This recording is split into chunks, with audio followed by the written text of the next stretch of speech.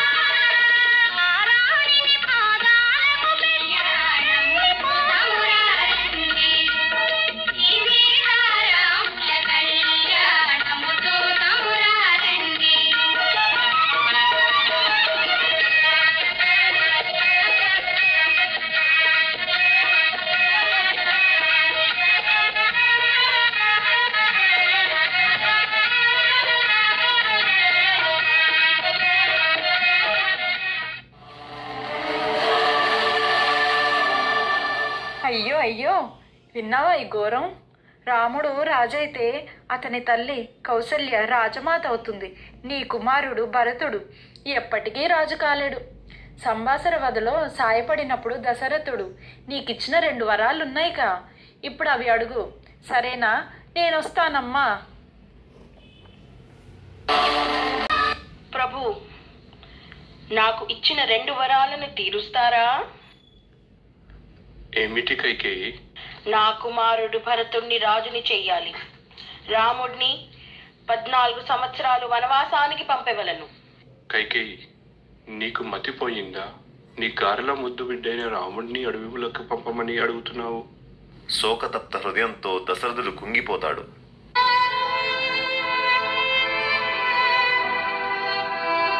ఇంతలో రాముడు ప్రవేశిస్తాడు.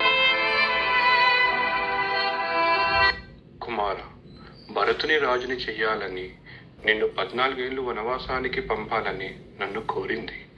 కానీ నిన్ను పంపించడానికి నా మనసు అంగీకరించట్లేదు. నువ్వు మమ్మల్ని విడిచి వెళ్ళిపోతే ఆ మనస్తాపము మేము తట్టుకోలేము.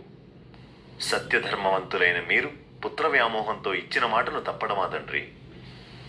నేను వనవాసానికి వెళ్తాను. ప్రభు, నేను మీ వెంటనే వచ్చేదను, అనుగ్రహించండి. సీత, సుకుమారంగా పెరిగిన నువ్వు ఆ దండకారణ్యంలో ఉండలేవు. వద్దు సీత, వద్దు. మీరెక్కడుంటే అదే నాకు స్వర్గం. మీ వెంటనే నా ఆనందం. కాదనకండి ప్రభు. అన్నా, నేను కూడా నిన్ను విడిచి ఒక్క క్షణమైనా ఉండలేను. చావైనా బ్రతుకైనా నీతోనే. రామా, నిన్ను కనిపెంచింది అడవులకు పంపడానిక? వెళ్ళవద్దు నాయనా, నిన్ను విడిచి నేను బ్రతకలేను. ఇవిగో మీరు అక్కడ వేసుకోవాల్సిన నార చీరలు.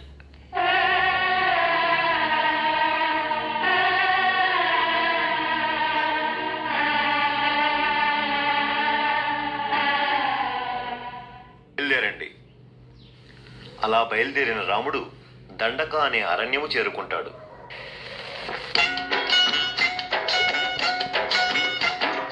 రామయ్య తండ్రి, ఓ రామయ్య తండ్రి, మా నోములన్నీ పండినాయి రామయ్య తండ్రి, మా సామి వంటి నువ్వేలే రామయ్య తండ్రి.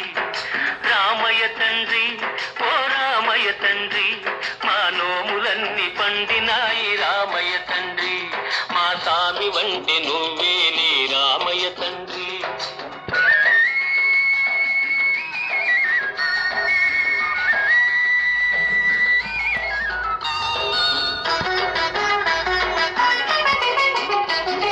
తాటకి నీ ఒకే అటున కూల్చావంట, శివుని విల్లు ఒక దెబ్బక ఎరిసావంట.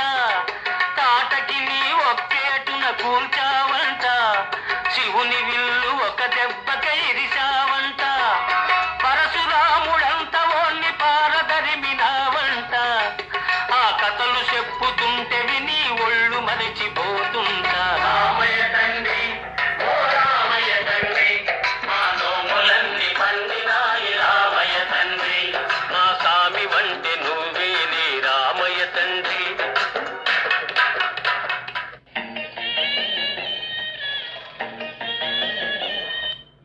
అక్కడికి రావణుని సోదరి శూర్పణఖ చేరుకుంటుంది.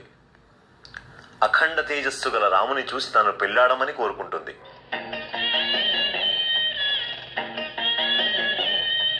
తనకంటే తమ్ముడే మెన్నని మీ అన్న చెప్పాడు. నువ్వు నాకు బాగా నచ్చావు. నా ముక్కు చెవులు చక్కదనానికే మస్తు కొనకలు. ముందు ముద్దివరా. ఎంత అందగత్తె కోరి వస్తానంటే కాదంటానా? నేనా అన్నే సేవకుడను. నీవు నాకు జోడైతే సీతమ్మకు దాసివవుతావు. ఆలోచించుకో. దీనికి పెద్ద ఆలోచన ఎందుకు? దాన్ని అడ్డు తొలగిస్తే సరి.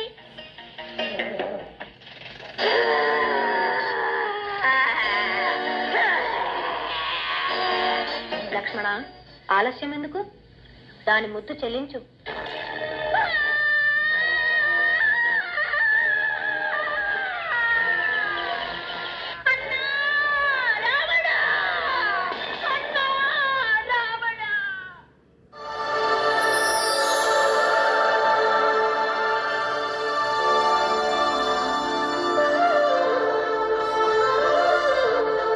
స్వామి, ఒక్కసారి అటు చూడండి.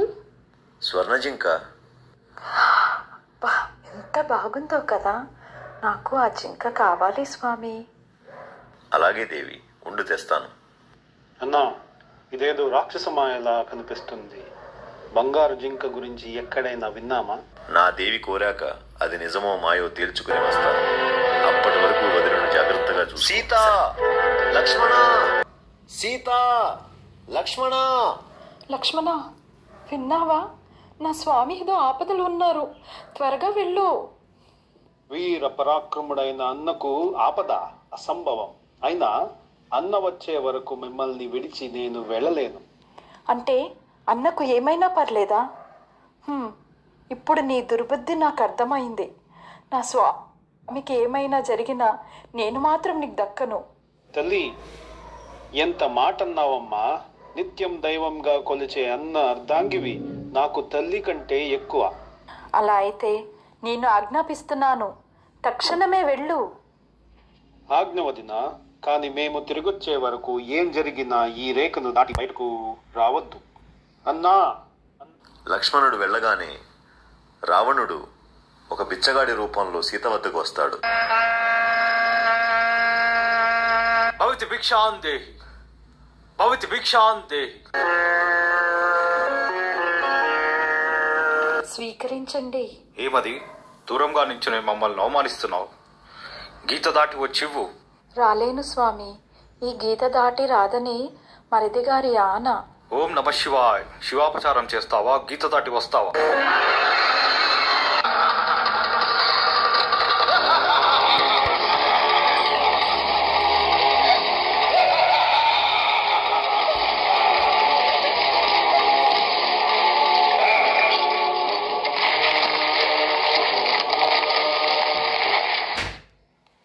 రామలక్ష్మణుడు తిరిగి వచ్చేసరికి జటాయు అనే గ్రద్ద సీతను రావణుడు అపహరించాడని చెప్తుంది.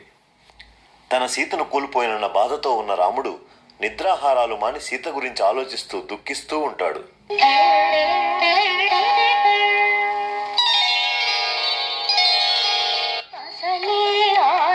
చూపు ఆపై కన్నీరు తీరాదయ చేసిన నీ రూపుతో చదయ్యయ్యో ఏలాగో నా రామా ఏది ఏది ఏది నీల మేఘమోహనము నీ మంగళ రూపము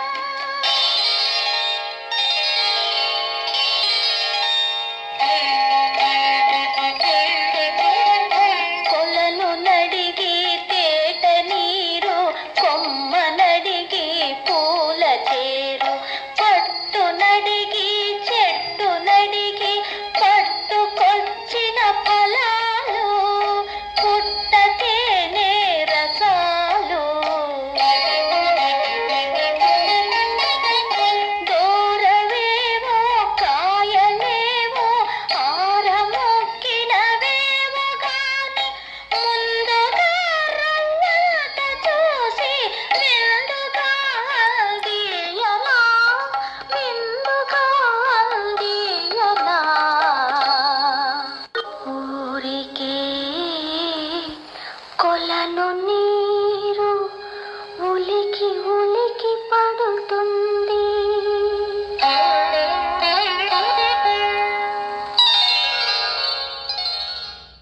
దుఃఖ సముద్రంలో ఉన్న రామునికి సాయపడేందుకు సుగ్రీవుని సైన్యం సహకారంతో హనుమంతుడు లంకకు వెళ్లి సీతాదేవిని కలుస్తాడు.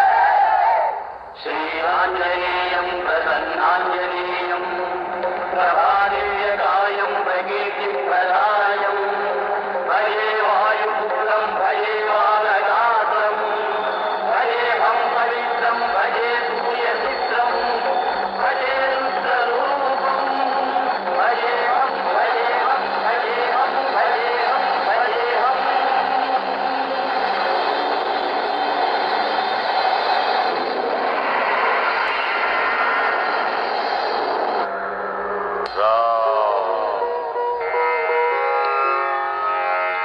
జానకీదేవికి ప్రణామములు. ఎవరు నువ్వు? నేను రామదూతను. నా పేరు హనుమ. ఈ మాయాలోకంలో నిన్ను నా స్వామి పంపించాడని ఎలా నమ్మాలి?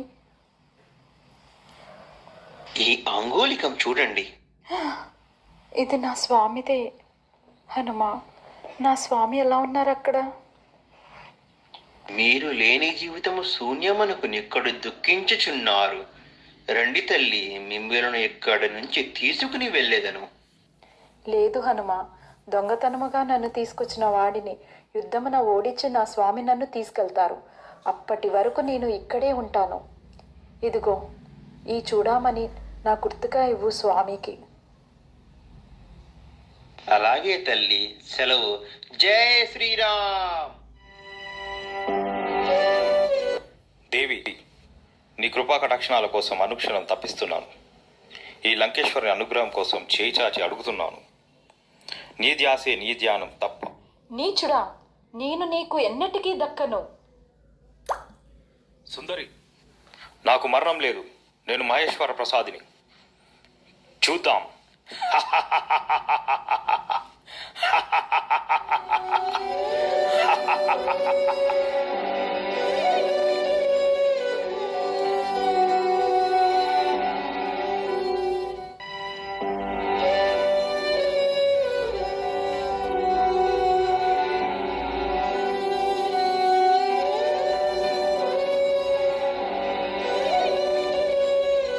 రావణుని అంతమొందించే సమయం ఆసన్నమైంది.